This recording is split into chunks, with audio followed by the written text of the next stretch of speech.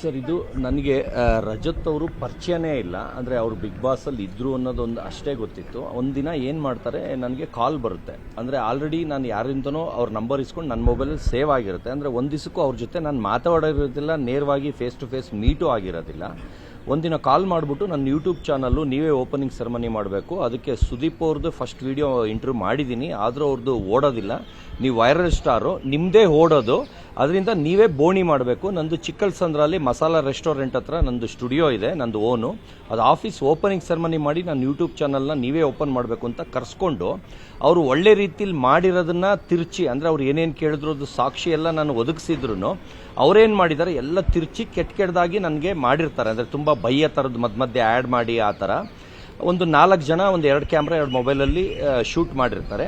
ಆದರೆ ಅವರು ಎಡಿಟ್ ಮಾಡಿ ಹಾಕೋದ್ರ ರೀತಿ ಬಂದು ತುಂಬ ವಲ್ಗರ್ರಾಗಿ, ಇವ್ರು ಹೇಳಿದ್ರಲ್ಲ ಸೊಂಟದ ಕೆಳಗಡೆ ಮಾತುಗಳೆಲ್ಲ ಇವ್ರು ಬೈದಿರೋದನ್ನ ಮಧ್ಯೆ ಹ್ಯಾಡ್ ಮಾಡಿ ಒಂಥರ ತುಂಬ ಕೆಟ್ಟದಾಗಿ ಪ್ರಚೋದನೆ ಥರ ಮಾಡಿರ್ತಾರೆ. ಆದರೂ ನಾನು ಅದಕ್ಕೂ ತಲೆ ಕೆಡಿಸ್ಕೊಳ್ದೆ ಆರಾಮಾಗಿರ್ತೀನಿ. ಅದಾಗ್ತಿದ್ದಂಗೆ ಒಂದು ಫಂಕ್ಷನಲ್ಲಿ ಇಬ್ಬರು ಒಂದೇ ವೇದಿಕೆ ಹಂಚ್ಕೊಳ್ತೀವಿ. ಆ ಟೈಮಲ್ಲಿ ನಾನು ವೇದಿಕೆಗೆ ಮೇಲೆ ಹೋದಾಗ ಎಲ್ಲ ಹರ್ಷ ಹರ್ಷ ಹರ್ಷ ಅಂತ ಖುಷಿಗೆ ನನ್ನ ಕೂಗ್ತಾರೆ, ಅಂದರೆ ಫ್ಯಾನ್ ಥರ ಕೂಗ್ತಾರೆ. ಅದು ಕೆಟ್ಟ ರೀತಿಲೆಲ್ಲ ಒಳ್ಳೆ ರೀತಿಲಿ. ಇವ್ರು ಅದಕ್ಕೆ ಅಲ್ಲಿ ಮೈಕ್ ಎತ್ಕೊಂಡು ಬಿಡ್ರೋ, ಆಗಲೇ ಎಲ್ಲ ಫುಲ್ ರೋಸ್ಟ್ ಆಗಿಬಿಟ್ಟವನೇ, ಇನ್ನೂ ಎಷ್ಟು ರೋಸ್ಟ್ ಮಾಡ್ತಿರೋ ಬಿಡ್ರು ಅಂತ ಒಂದು ಕೇವಲವಾಗಿ ಮೈಕ್ ಎತ್ಕೊಂಡು ಮಾತಾಡ್ತಾರೆ.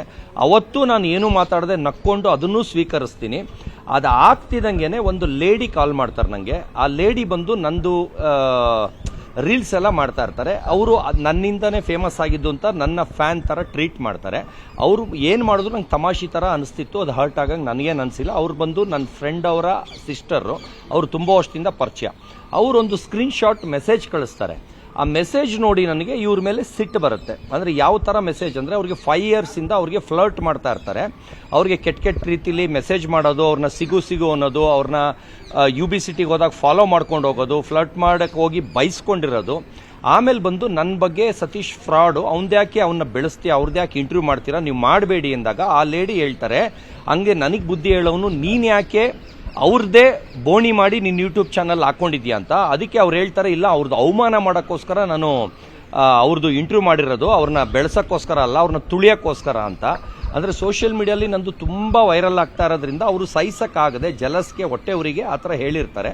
ಆ ಕಾರಣದಿಂದ ನನಗೆ ಬೇಜಾರಾಗುತ್ತೆ. ಅಂದರೆ ನನ್ನ ಫ್ರೆಂಡ್ ಸರ್ಕಲಲ್ಲಿ ಇನ್ನೊಂದು ಲೇಡಿಗೆ ಕಾಲ್ ಮಾಡಿ, ಅಂದರೆ ನನ್ನ ಇನ್ಸ್ಟಾಗ್ರಾಮಲ್ಲಿ ಯಾರ್ಯಾರು ಫೋನ್ ಇರುತ್ತೆ ಅವರು ಇನ್ಸ್ಟಾಗ್ರಾಮಲ್ಲಿ, ಅವ್ರಿಗೆ ಕಾಲ್ ಮಾಡಿಬಿಟ್ಟು ಫಸ್ಟ್ ಕಾಲಲ್ಲೇ ನೀವು ನೇಕೆಡ್ ಆಗಿ ವಿಡಿಯೋ ತೋರಿಸಿ ಅಂತ ಕಾಲ್ ಮಾಡಿದ್ದಾರೆ. ಬೇಕಾದರೆ ಇಷ್ಟು ಜನದ ಮುಂದೆನೂ ಆ ಲೇಡಿಗೆ ಇಬ್ಬರಿಗೂ ಮಾಡಿಬಿಟ್ಟು ಸ್ಪೀಕರ್ ಫೋನಲ್ಲಿ ನಾನು ಮಾತಾಡ್ತೀನಿ. ಯಾಕಂದರೆ ಅವ್ರಿಗೆ ಮದುವೆ ಆಗಿರೋರು, ದಯವಿಟ್ಟು ಅವ್ರ ಹೆಸರನ್ನ ಇನ್ವಾಲ್ವ್ ಮಾಡಬೇಡಿ. ನಾನು ಅದ್ರದ್ದು ಏನು ಸಾಕ್ಷಿ ಬೇಕು ಆ ಲೇಡಿಗಳಿಗೆ ಈಗ ಕಾಲ್ ಮಾಡಿಬಿಟ್ಟು ಅವ್ರ ಬಾಯಿಂದನೇ ಹೇಳ್ಸಬಲ್ಲೆ ಇಷ್ಟು ಜನದ ಮುಂದೆ. ಇದು ಒಂದು ಸೆಕೆಂಡ್. ಇದೆಲ್ಲ ಗೊತ್ತಾದ ಮೇಲೆ ನಾನೇನು ಮಾಡಿದೆ, ಸುದ್ದಿ ಮನೆ ಅಂತ ಒಂದು ಚಾನಲಲ್ಲಿ ಅಲ್ಲಿ ಏನು ನಡೀತು, ಒಳಗಡೆ ಏನು ನಡೀತು, ರಜತ್ ಅವ್ರ ಆಫೀಸಲ್ಲಿ ಏನೇನು ಇಂಟರ್ವ್ಯೂ ಮಾಡಿದ್ರು, ಏನೇನು ನಾನು ಸಾಕ್ಷಿ ಒದಗಿಸ್ದೆ ಅದ್ರ ಬಗ್ಗೆ ಹೇಳ್ಬಿಟ್ಟು, ನಾನು ಅವ್ರು ನನ್ನ ರೋಸ್ಟ್ ಮಾಡೋಕ್ಕೆ ಕರೆಸಿದ್ರು ಅವಮಾನ ಮಾಡೋಕ್ಕೆ, ನಾನೇ ಅವ್ರಿಗೆ ಪ್ರೂಫ್ ಎಲ್ಲ ಕೊಟ್ಟು ಅವ್ರದ್ದು ಬೇವ್ರು ಇಳಿಸ್ಬಿಟ್ಟೆ ಅಂತ ಅಷ್ಟೇ ಮಾತಾಡಿದ್ದೀನಿ. ಇವ್ರು ಸರ್ ಅದನ್ನೇ full okay okay sir okay ಅಲ್ಲ ಇದೇನೆ ಮುಗ್ದೋಯ್ತು ಸರ್, ಆಲ್ಮೋಸ್ಟ್ ಮುಗ್ದೋಯ್ತು. ಇದರಿಂದಾನೆ ಅವಾಗ ಏನಾಯಿತು, ಒಂದು ಕೆಟ್ಟದಾಗಿ ಒಂದು ಕಟ್ ಮಾಡಿಬಿಟ್ಟು ಅವರು ಅದರಲ್ಲಿ ಹಾಕಿರ್ತಾರೆ. ತಿರ್ಗಾ ಅದನ್ನು ಬೇವ್ರಿಳಿಸ್ಬಿಟ್ಟಿದ್ದಕ್ಕೆ ತಿರ್ಗಾ ಅಮ್ಮ ಅಕ್ಕ ಅಂತ ಬೈಯೋದು ಒಂದು ವಿಡಿಯೋ ಆ್ಯಡ್ ಮಾಡಿ ಹಾಕಿರ್ತಾರೆ. ಅದಕ್ಕೆ ನಾನು ಆರ್ಟ್ ಸಿಂಬಲ್ ಹಾಕ್ತೀನಿ. ಆರ್ಟ್ ಸಿಂಬಲ್ ಅಂದರೆ ಥ್ಯಾಂಕ್ ಯು ಅಂತ, ಅಂದರೆ ಓ ಥ್ಯಾಂಕ್ ಯು ಅನ್ನೋ ಥರ. ಅದಕ್ಕೆ ಇವರು ಕೊಲೆ ಬೆದರಿಕೆ ಅಲ್ಲೇ ಸ್ಟಾರ್ಟ್ ಮಾಡ್ತಾರೆ. ಅಲ್ಲಿಂದ ಫಸ್ಟ್ ಸ್ಟಾರ್ಟ್ ಆಗುತ್ತೆ. ನಿನ್ನ ಹಾರ್ಟ್ನ ಕಿತ್ತು ಕೈಮಾ ಮಾಡಿಬಿಟ್ಟು ಹಳ್ಳ ತೆಗೆದು ಊತು ಬಿಡ್ತೀನಿ ಹಂಗೆ ಹಿಂಗೆ ಅಂತ voice message, WhatsApp message, Instagram message ಎಲ್ಲ ಕಡೆಯಿಂದ ಅವರು ಮೆಸೇಜ್ ಮಾಡ್ತಾರೆ. ಕಂಪ್ಲೇಂಟ್ ಆಗಿದೆ, ಏನಾಗಿದೆ ಕಂಪ್ಲೇಂಟ್? ಅದೇ 506 ಎಲ್ಲ ಇವ್ರದ್ದು ಏನಾಗಿದೆ ಅದೇ ಆಗಿದೆ. ಕೊಲೆ ಬೆದರಿಕೆ 506 ಆಗಿದೆ. ಆಮೇಲೆ ಅವರು ಹವ್ಯಾಜ ಶಬ್ದಗಳಿಂದ ಬೈದಿರೋದು, ಆಮೇಲೆ ಮನೆ ಹತ್ರ ಅವ್ರ ಮನೆ ಅಡ್ರೆಸ್ ಹುಡ್ಕೊಟ್ರೆ 20,000 ಕೊಡ್ತೀನಿ ಅಂತ ಸೋಷಿಯಲ್ ಮೀಡಿಯಲ್ಲಿ ಅನೌನ್ಸ್ ಮಾಡಿರೋದು, ಆಮೇಲೆ ಹುಡ್ಕೊಬಂದು ಹೊಡಿತೀನಿ ಅಂತ ವಾಯ್ಸ್ ಮೆಸೇಜು. ಅದ್ರ ಜೊತೆಗೆ ವಿನಯ್ ಗೌಡ ಅವರು ಇನ್ವಾಲ್ವ್ ಆಗಿದ್ರು. ವಿನಯ್ ಗೌಡ ಅವರು ನನಗೆ ತುಂಬ ಗುಡ್ ಪರಿಚಯ, ಅವ್ರು ಒಳ್ಳೆಯವರು. ಅದರಿಂದ ಅವ್ರ ಕಾರಣದಿಂದ ಅವ್ರನ್ನ, ಅವ್ರ ಮಿಸಸ್ನ, ಮಗ ಎಲ್ಲ ನನಗೆ ತುಂಬ ಮರ್ಯಾದೆ ಕೊಡ್ತಾರೆ. ಆ ಕಾರಣದಿಂದ ಅವ್ರನ್ನ ಬಿಟ್ಟಿದ್ದೀನಿ. ಅದು ಬಿಟ್ಟು ಧನರಾಜು, ವಿನಯ್ ಗೌಡ, ಇವರು ರಜತ್ ಮೇಲೆ ಕೇಸ್ ಹಾಕಿದ್ದೀನಿ. ಪೊಲೀಸರು ಏನು ಆಕ್ಷನ್ ಫುಲ್ ಸಾಕ್ಷಿ ಸಮೇತ ಪೆನ್ ಡ್ರೈವಲ್ಲಿ ಎಲ್ಲ ಕೊಟ್ಟಿದ್ದೀನಿ. ಅದು 2 ಅವರ್ಸು ವಿಡಿಯೋ ರೆಕಾರ್ಡ್ ಮಾಡಿ ಅವ್ರ ಮುಂದೆನೇ ಎಲ್ಲ ತೋರಿಸಿ ಮಾಡಿ ಒಂದು ಪ್ರೊಫೆಷ್ನಲ್ ಆಗಿ ಮಾಡಿದ್ದೀನಿ.